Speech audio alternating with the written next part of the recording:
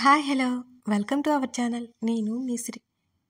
కథలోకి వెళ్ళే ముందు లైక్ చేసి సబ్స్క్రైబ్ చేసేయండి. 1 మినిటే కదా. ఇక కథలోకి వెళ్దాం. ధరణి భుజాలు కదిలించి గదిలోకి నడిచింది. ఆమె వెళ్ళేసరికి ఆమె బెడ్ మీద చేతిని ఆసరాగా చేసుకుని ఒక పక్కకు తిరిగి పడుకుని మొబైల్ చూసుకుంటున్నాడు గగన్. అతడు పడుకున్న ఫోజ్ చూసి నోరు వెళ్ళబెట్టి ఎవరైనా చూస్తారేమోనని టక్కున డోర్ లాక్ చేసింది ధరణి. ఇప్పుడే తుఫాను వెలిసింది అనుకుంటే అప్పుడే మొదలవుతుందని ఆమె ఊహించలేదు. నువ్వేంటిక్కడ, ఇంకా ఎవరూ నిద్రపోలేదు. ఆమె స్వరంలో కంగారు స్పష్టంగా కనిపిస్తోంది. అతని ఫోజులో ఏమాత్రం మార్పు లేదు. అతని చూపులు కూడా మొబైల్ వైపే ఉన్నాయి. ఆమె మాటలు పట్టించుకున్నట్టే ఉన్నాడు. ఆ బెడ్ దగ్గరికి వెళ్ళాలంటేనే భయంగా ఉన్నా సరే నెమ్మదిగా అడుగులేసి ఖాళీగా ఉన్న అతని పక్కనే ఆ స్థలంలో కాస్త దూరంగా మోకాల మీద కూర్చొని కాళ్ళు పక్కకి వేసింది ధరణి. అతని ఫోను పక్కకు పెట్టి 2 చేతులు తల కింద పెట్టుకుని వెల్లెలికలా పడుకుని ఆమె వైపు చూశాడు. నిజానికి ఆమె చెంపలు పూరిల్లా చేసినందుకు గిల్టీ లేకపోయినా అతను ఏమన్నా ఒక్కసారి కూడా ఆమె నుంచి రిజెక్షన్ రావడం కానీ, కోపం చూపించకపోవడం కానీ ఇలాంటివి లేకపోవడంతో ఆమె మీద కూసింత ప్రేమపాలు ఎక్కువై ఉన్నట్టుండి ఆమె దగ్గరికి వచ్చేశాడు. తీరా వచ్చి చూస్తే ఇంకా కిందే ముచ్చట్లు పెడుతూనే ఉంది ధరణి. అందుకోసమే ఎదురు చూస్తూ ఉండిపోయాడు అక్కడే. పెద్ద పెద్ద కళ్ళు వేసుకుని ధరణి అలాగే చూస్తుంటే కళ్ళు ఎగరేశాడు. నిద్రొస్తోంది. నిన్నెవడాపాడు? విసుక్కున్నాడు గగన్. అందరూ ఉన్నారు కిందే. So what? ఆమె ఇక మాట్లాడలేదు. విశాలంగా ఉన్న అతని ఛాతీ మీద చెంపా నుంచి ఆమెకి పడుకోవాలనిపించింది. కమ్ అతను సూటిగా చూస్తూ పిలవగానే మంత్రముగ్ధలా పాక్కుంటూ అతని కౌగిలిలో చేరింది. ఆమెకే తెలియకుండా ఆమె పెదవులు విచ్చుకున్నాయి. కోపం పోయిందా నా మీద అని అడిగింది ముద్దుగా. లేదు అని ఒక్క మాటతో గాలి తీసేశాడు. నెమ్మదిగా తల పైకెత్తి చూసింది. ఇంకా ఆమె చెంప కందిపోయి కనిపిస్తోంది పరీక్షగా గమనిస్తే. ఆమె ఎడమ చేయి ఆమె కుడి చెంప మీద అతని ఎడమ చేయి వేసి నెమ్మదిగా నిమిరాడు. అతను కళ్ళు దించి ఆమె చూస్తుండగా నెమ్మదిగా కళ్ళు వాల్చేసింది ధరణి. అన్నీ ప్రీ ప్లాన్డ్గా చేశావన్నమాట. ఆమె మెడ దగ్గర కనపడుతున్న పసుపు తాడు నెమ్మదిగా బయటికి లాగుతూ అన్నాడు గగన్. ఆ టైంలో అలా అనిపించింది. మీ అమ్మమ్మ ఏదో అనడం, అమ్మ కోప్పడి తీసుకురావడం, ఇంకా నాకు కాస్త భయం వేసింది. ఏదో జరుగుతుందని నాకు నెగిటివ్ థాట్స్ వచ్చాయి అని నెమ్మదిగా చెప్పింది. ఆమె పసుపు తాడు కట్టమనడానికి కారణం ఏంటో. మరి ఫస్ట్ డే అంటూ ఆమె చెంప మీద పెదవులు చేర్చాడు. దానికి ఊపిరి బిగబట్టి నాకు తెలీదు అని అతని మెడ దగ్గర ముఖం దాచేసుకుంది ధరణి. పెళ్లితో అతనికి సంబంధం లేదు.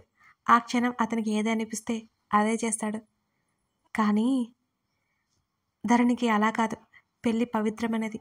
ఆ తర్వాతే అతనితో జీవితం పంచుకోవాలి అనుకుంది ఆమె. ఆ రోజు కూడా అతను ప్రేమావేశం ఇష్టంగా ఆమె స్వీకరించిందంటే ఆమె మెడలో అతను వేసిన పసుపు తాడే కారణం.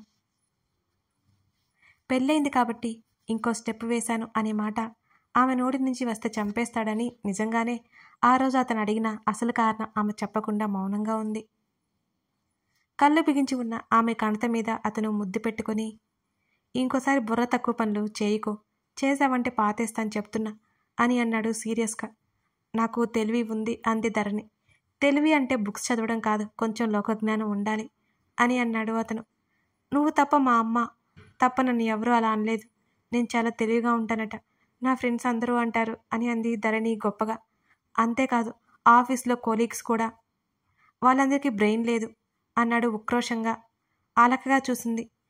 నేను వస్తాను హైదరాబాద్, అమ్ముని చూడాలి. అంకుల్ వాళ్ళకి చెప్పొద్దా అని అడిగింది. ఎక్కడా చెప్పుకో, ఏదో జరిగింది అన్నాడు. అర్థం కానట్టు చూసింది ధరణి. నిజంగానే ఉదయ్ అమ్ముని కిడ్నాప్ చేసి యాక్సిడెంట్ అవడానికి రీజన్ అయ్యాడా? ఆమె ఆలోచిస్తూనే తనలో తాను అనుకున్నట్టుగానే పైకే అన్నది. తను లేచాక గాని విషయం తెలీదు అని అన్నాడు గగన్. అసలు మరొకరి గురించి పట్టించుకొని గగన్ అమృత గురించి ఎందుకు కేర్ తీసుకుంటున్నాడో అర్థం అవ్వలేదు ధరణికి. ఆలోచిస్తూ కళ్ళు మూసుకుంది. అదే సమయంలో వేద నుంచి అతనికి కాల్ వచ్చింది. అతని ఫోన్లో మోగడంతో పక్కన పెట్టి మొబైల్ చేతిలోకి తీసుకుని కళ్ళు ఎత్తి చూసింది ధరణి. వేద అనే పేరు సగం ఫోటో క్లియర్గా కనబడుతుంటే ఆమె కళ్ళు చిన్నవయ్యాయి. ఈ టైంలో ఫోన్ చేసింది ఏంటి?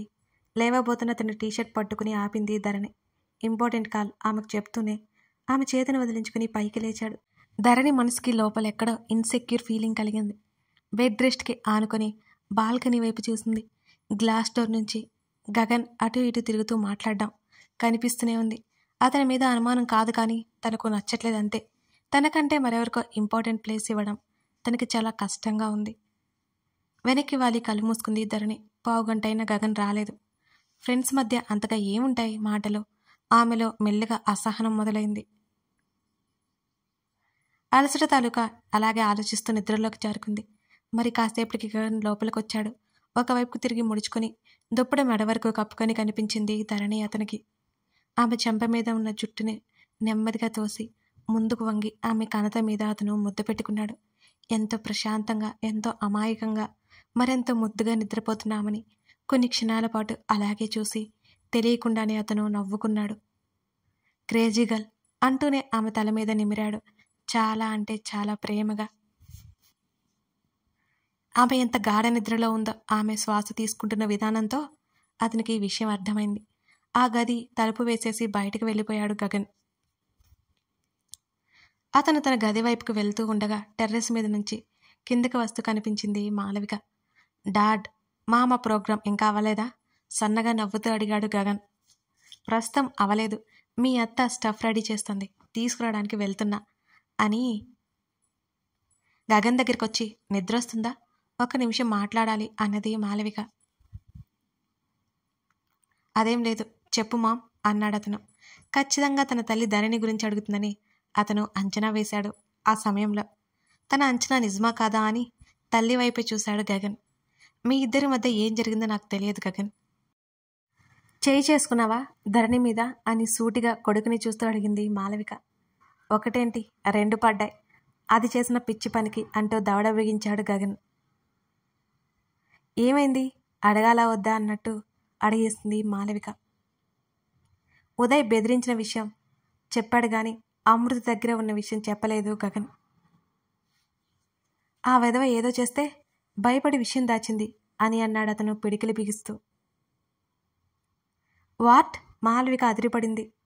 ఉదయ్ ధరణి వరకు వస్తాడని ఊహించలేదు ఆమె కూడా. అవును మామ్ అన్నాడు. Take care of her Gagan. వాళ్ళు మనుషులు కాదు. ఆ శివకుమార్ గురించి నీకు తెలుసు కదా, ఎక్కడికైనా వెళ్తాడు. వాళ్ళ కన్ను ధరణి మీద పడిందంటే అసలు సేఫ్ కాదు. మాలవిక కాస్త కంగారుగా అన్నది. తన తల్లి ఎందుకంత వాళ్ళ గురించి కంగారు పడుతుందో అర్థం కాకపోయినా నేను చూసుకుంటాను మామ్ అని అన్నాడు తల్లి చేతిని పట్టుకొని గగన్. నువ్వే చూసుకోవాలి, మన ఇంటికి తెచ్చుకుంటే ఇంకా ఏ దిగులు ఉండదు అని. అత్తకు తెలిస్తే బాధపడుతుంది. కొట్టకు నాన్న, ఉట్టి పిచ్చిది. కొట్టినా తిట్టినా ఏమందని మనం అధికారం చూపిస్తే ఏదో ఒక రోజు దాని మనసు విరుగుతుంది అని నచ్చజెప్పడం మొదలుపెట్టింది మాలవిక. ఆ టైంలో చంపేద్దును. అత్త ఏమనుకున్నా, మామ ఏమనుకున్నా నా ఫీలింగ్స్ నేను హోల్డ్ చేయలేను మామ్. ఆలోచన లేకుండా నేనేది చేయను. 1 వీక్గా చుక్కలు చూపించింది చిరాగ్గా చెప్పాడు గగన్. కొడుకు చివరి మాటలకు చిన్నగా నవ్వింది మాలవిక. అన్ని విషయాల్లో బాగుంటుంది, అప్పుడప్పుడు మెంటల్ వస్తుందేమో అని నిట్టూర్చింది మాలవిక. దెబ్బలైతే ఖాయం. ఇంతటితో ఆగుతుందని నాకు నమ్మకం లేదు. తింగర పని చేస్తూనే ఉంటుంది అని అతను నిట్టూర్చాడు. అయినా సరే కోపం చూపించావంటే నేను ఒప్పుకోను. అది చాలా సెన్సిటివ్ గట్టిగా చెప్పింది Malavika. Depends upon your daughter in-law అంటూ సింపుల్గా భుజాలు కదిలించాడు అతను. మాలవిక నిట్టూరుస్తూ గుడ్ నైట్ అని చెప్పి వెళ్ళిపోయింది. వేద చెప్పిన మాటల గురించి ఆలోచిస్తున్నాడు గగన్. గగన్ కాల్ లిఫ్ట్ చేసిన వెంటనే ఆమె స్వరం ఏడ్చినట్టు వినిపించింది అతనికి కూడా. ఏమైంది వేద? అతను ఆదుర్దాపడ్డాడు. నీకు నాకు తెలియకుండా హర్ష చాలా చేశాడు. ఒకవైపు అతని మీద కోపంతో బాధతో ఏడు పాపుకుంటూ చెప్పింది వేద. ముందు నువ్వు ఏడవడం ఆపి విషయం చెప్పు అతను అనునయంగా అడిగాడు వేదని. నీకు ఒక వీడియో పంపిస్తాను చూడు, నీకే అర్థమవుతుంది అంటూ విజయ్ చెప్పిందంతా అతనికి షేర్ చేసింది వేద. గట్టిగా అడుగుతుంటే నా మీద అరుస్తున్నాడు. లేనిపోనివన్నీ నెత్తిన పెట్టుకుని సమస్యలు కొని తెచ్చేసుకునేలా ఉన్నాడు. నాకెందుకో భయంగా ఉంది. రేపు హైదరాబాద్ వచ్చేస్తాం అన్నది ఏడుస్తూనే వేద. సరే వస్తున్నారు కదా, ముందు ఏడవకు. వాడు ఏం చేస్తున్నాడు అని అడిగాడు గగన్. తెలీదు, పక్క రూమ్లో ఉన్నాడు అని చెప్పింది వేద. తప్పు ఎవరిదైనా ఇద్దరు అలా విడివిడిగా ఉండడం అతనికి ఏమాత్రం నచ్చలేదు. వేద, కోపం వస్తే 2 పీకో, వాడి నుంచి దూరం వెళ్ళకు, నీకు తెలుసు కదా షార్ట్ టెంపర్ గాడు అని అన్నాడు గగన్. నువ్వు కూడా అర్థం చేసుకోవట్లేదు నన్ను. నా భయం మీకు అర్థం కావడం లేదు. ఏదైనా అడిగితే అరిచేసి వెళ్ళిపోవడం బాగా ప్యాషన్ అయిపోయింది. మేల్ డామినేషన్ చూపిస్తున్నాడు. నీకు జరిగింది చెప్పాలని చేశాను. ఆ వీడియో చూడు, నీ ఫ్రెండ్ చేసిన ఘనకార్యం తెలుస్తుంది అని అతను పిలుస్తున్నా వినకుండా కాల్ కట్ చేసింది వేదవతి. గగన్ నిట్టూర్చాడు. వేద ఎంత మంచిదో, ఎంత తెలివైనదో అంత తొందరపాటు ఉందని అతనికి బాగా తెలుసు. హర్ష సమస్య అతని చేతుల్లోకి తీసుకోవాలనుకున్నాడు, కానీ వాళ్ళిద్దరి మధ్యలోకి వెళ్ళాలని మాత్రం అనుకోలేదు గగన్. గదిలోకి వచ్చిన అతనికి ధరణి ముద్దుగా పడుకుని కనిపించి తను ఎన్ని తిట్టినా అతని కోపం పోగొట్టాలని ఆమె ప్రయత్నించడం గుర్తొచ్చి బాధపడుతూనే అలకగా మాట్లాడడం, అతని కోసం పడే ఆరాటం గుర్తొచ్చింది. కాస్త తింగరి చేష్టలు తప్పితే అన్నిటిలోనూ పర్ఫెక్ట్ అనుకున్నాడు గగన్. అనుకున్నది తడవుగా అపురూపంగా ఆమెను ముద్దాడి అక్కడి నుంచి అతను బయటకొచ్చేశాడు. గగన్ కూడా తనకి సపోర్ట్ చేయనట్టు అనిపించడంతో వేదకి ఇంకా బాగా బాధ ముంచుకొచ్చింది. వాళ్ళిద్దరూ బెస్ట్ ఫ్రెండ్స్, మధ్యలో తనే వచ్చింది, అందుకే ఇద్దరూ తనని తప్పుపట్టారు అనుకుంది వేద. ఆమె అలాగే లేచి కూర్చుని ఆలోచిస్తుండగా గది తలుపు తట్టిన శబ్దం వినిపించింది. ఆమె తలుపు తీయలేదు. వేద, తలుపు తీయకపోతే పగలగొట్టాల్సి వస్తుంది అతను గట్టిగా అరిచాడు హర్ష బయట నుంచి. అయినా ఆమె తీయకపోవడంతో మరో 2 సార్లు బాదాడు. నిజంగానే ఎక్కడ తలుపు విరగ్గొట్టేస్తాడేమోనని భయం వేసి గబుక్కున వచ్చి తలుపు తెరిచింది వేద. అప్పటికే కోపం తాలూకా అతని ముఖం ఎర్రబడిపోయింది. వేద పట్టించుకున్నట్టే ముఖం తిప్పుకుంది. అర్ధరాత్రి ఏంటి నీ గొడవ? నిద్రపోనివ్వవా? అతని మీద విరుచుకుపడుతుంటే ఆమె రెక్క పట్టుకుని దగ్గరికి లాక్కున్నాడు హర్ష. కోడిగుడ్లంత కళ్ళు చేసుకుని అతని వైపు చూసి పళ్ళు బిగించింది వేద కోపంగా. ఏంటి అడుగుతూ విడిపించుకోబోతుంటే ఇంకా తడిదేరి ఉన్న ఆమె కనుకొలకలను గమనించి ఆమె 2 చేతులు వెనక్కి పట్టి మరింత దగ్గరికి లాక్కున్నాడు. కీచుగా అరిచింది వేద నొప్పిలేచి. నీకు పిచ్చి పట్టిందా వేద? చిన్నదాన్ని చాలా పెద్దది చేస్తున్నావు అని అరిచాడు హర్ష. ముందు నన్ను వదులుతావా లేదా? వెంటపడి ఏరి కోరి పెళ్లి చేసుకున్నాను కదా, నాకిది జరగాల్సిందే. ఆమె మళ్ళీ కన్నీళ్లు కార్చింది. వేద, ఎక్కడ మొదలైన దాన్ని ఇంకెక్కడికో తీసుకెళ్తున్నావు, కాస్త నేను చెప్పేది విను. ఆమె చూపిస్తున్న చుక్కలకి అవాక్కైపోతూ అన్నాడు హర్ష. ఎక్కడో మొదలు కాలేదు. నీకు నేనంటే ఇష్టం లేదు, నా మీద ప్రేమ లేదు, అసలు విలువ లేదు. నువ్వు నన్ను ఇష్టపడాల్సి వచ్చింది, ప్రేమించాల్సి వచ్చింది, అంతే కదా. నాకిప్పుడు బాగా అర్థమైపోయింది. ఆమె ముక్కు చిదింది మాటలు చెప్తూనే. అతని కోపం ఎగిరిపోయి అయోమయంలో పడిపోయాడు హర్ష. కాసేపు ఆమె మాటలకు నిజంగానే బిత్తరపోయి చూశాడు అతను. అసలు ఎక్కడి నుంచి ఎక్కడికి వెళ్ళిపోతుంది? ఆడదాన్ని కదా, నీకు చులకనైపోయాను. ఎక్కడికి పోతుందిలే అనుకున్నావు, ఇంకా ఎందుకు వచ్చావు, పో ఎక్కడైనా ఊరేగు అని ఆమె వెక్కిళ్ళు పెట్టి ఏడుస్తుంటే అతనికి మతిపోయింది. అర్థమైంది గొడవ ఎక్కడ మొదలయ్యి ఎక్కడికో దారితీసిందో బహుబాగా అర్థమైపోయింది హర్షకి. ఆమె కోపం తాలూకా బీజం ఎక్కడ పడిందో చాలా స్పష్టంగా అర్థమైంది అతనికి. హర్ష బిక్కమొహం వేసుకున్నాడు. నేను కావాలని అరవలేదు, ఆ టైంలో నాకు బాగా కోపం వచ్చింది, అంతేకాకుండా నేను అలా వెళ్ళిపోవడానికి కారణం విజయ్. వాడి ముందు మనం గొడవ పడితే ఏం బాగుంటుంది? అతను చెప్తుంటే ఆమె చురుగ్గా చూసింది హర్ష వంక. మనం గొడవ పడ్డామా? ఎప్పుడు? నేను మామూలుగానే అడుగుతున్నాను కదా నిన్ను. దాన్ని నువ్వు గొడవగా మార్చేశావు. విజయ్ ఉండడం వల్ల నాకేం నష్టం లేదు. విజయ్ కన్నీ తెలుసు. విజయ్ ముందే మాట్లాడడం వల్ల నాకేం చిన్నతనం అనిపించలేదు. కానీ నువ్వు నాకు బాగానే బుద్ధి చెప్పావులే, నా విలువ ఏంటో నాకు అర్థమైంది అని ఆమె మళ్ళీ ఏడ్చింది. సారీ వేద, ఆ మాట అతని నుంచి ఊహించలేదు. అతను అంత తేలిగ్గా సారీ చెప్పడం నిజంగానే ఆమె షాక్కి గురి చేసింది. అయినా అతని చేత సారీ చెప్పించుకోవడం కాదు ఆమె ఉద్దేశం. అతనికి ఏమవుతుందో అనే భయం, అతను వినట్లేదు అనే కోపం కూడా. తప్పు నాదే, ఒప్పుకుంటాను, జరిగిందేదో జరిగిపోయింది, ఇప్పుడు ఏం చేయమంటావో నువ్వే చెప్పు అని అన్నాడు హర్ష.